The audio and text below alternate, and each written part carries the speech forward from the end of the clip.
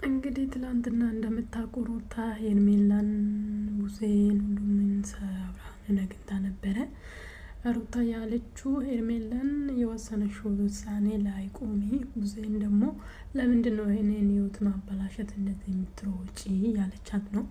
እንግዲህ ቡዜ ደግሞ የሴት ልጅ ህይወት ማበላሸት የለበትምና አሁን ከሄርሜላ ጎን ነው መሆን ያለብኝ ነው የቡዜ መልስ አመላለሱ ብትረዱ እንደዛ ነው።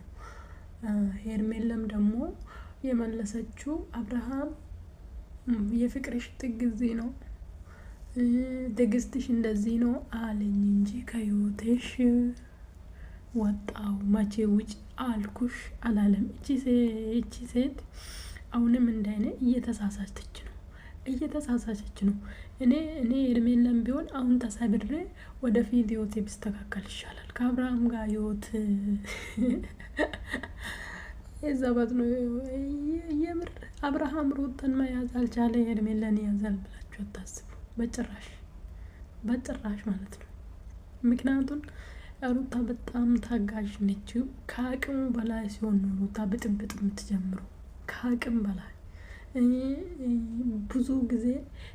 ብዙ ጊዜ ተጎርታ ይቅር ብላለች። ሲበዛበት ነው ሩታ ወደ ብጥብጥ የገባችው እና እቺ ደግሞ እንደሱ ራሱ መታገል ትችላለች ብዬ አላምንም። ሄርሜላ አሁን ኦኬ አብርሃም አሁን አስጨንቃችሁ ውሳኔን አሳውቃችሁ አለው ብለው ነበረ።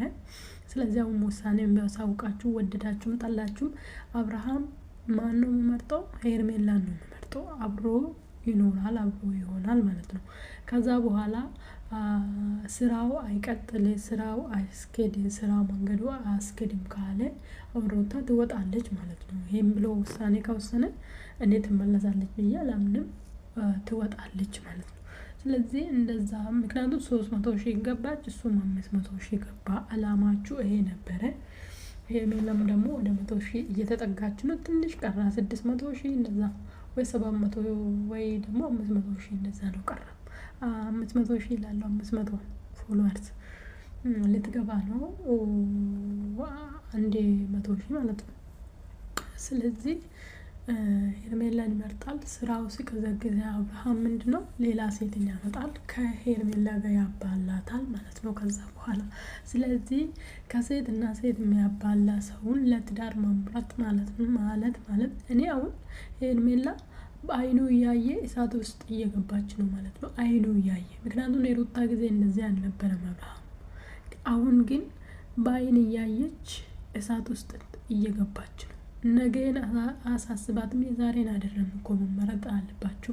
ነገ ሰውዬ ልጅን ትሪት ያደርጋል፣ የልጅ አባት ይሆናል፣ ልጅ በደንብ ይይዛል ነው። አብርሃም ደግሞ በገንዘብ ነው የሚያምነው። እኔ እንኳን አንድ ልጅ ለ10 ልጅ በቃለሁ ይላል። ይሄ ማለት ገንዘብ ነው።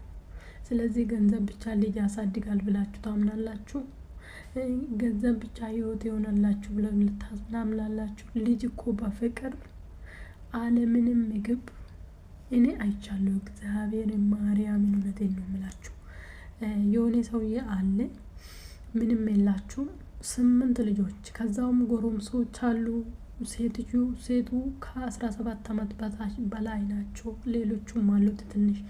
ግን በቃ ያገኙትን አንድ እንጀራም ቢሆን በፍቅር ነው በልቶ የሚመለው። በቃ ልጆቹም በፍቅር ነው የሚገዛቸው። በቃ በፍቅር ሲያጡ ምናምን እንዳጣ ምናምን አክታ አደርጉም ልጆቹ።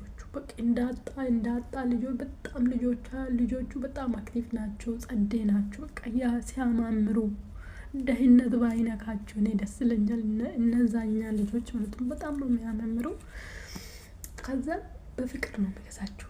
ፍቅር ይገዛል። እኔ እነሱ ፍቅር ምግብ ነው እነሱ ላይ ነው አየሁት። የምር ያመንኩት ማለት ነው። ፍቅርን ስትኖሩ ፍቅር ምግብ ነው። የምሬን ነው ምግብ ነው ስትኖሩ። ሳትኖሩ በምላስ ብቻ ከሆነ ደግሞ ከንቱ ነው ማለት ነው። ስለዚህ አሁን ሄርሜላ እያየችው እሳት ውስጥ ባትገባ ነው። እኔ አሁን በዚህ ህይወት ውስጥ ሙሉጭ ብላ ብትወጣ ነው፣ በጊዜ ብትነቃ ነው። ነገ ከዚህ የበለጠ ቤተሰብ አስተዋውቃችሁ ብትዋረድ ውርደት ምናምን ቤተሰብ ማስተዋወቅ። ስለዚህ እኔ አላምንም። እግዚአብሔርን አብርሃም ሄርሜላ ጋር ጸዳ ብላ ምን ብሎ ሩታን አይፈልጋትም። እሱ ሄርሜላን ነው የምፈልጋት። አይ ሄርሜላን ብትወዱ ኖሮ ይሄን ሰውዬ ለሄርሜላ አትመርጡም። እግዚአብሔርን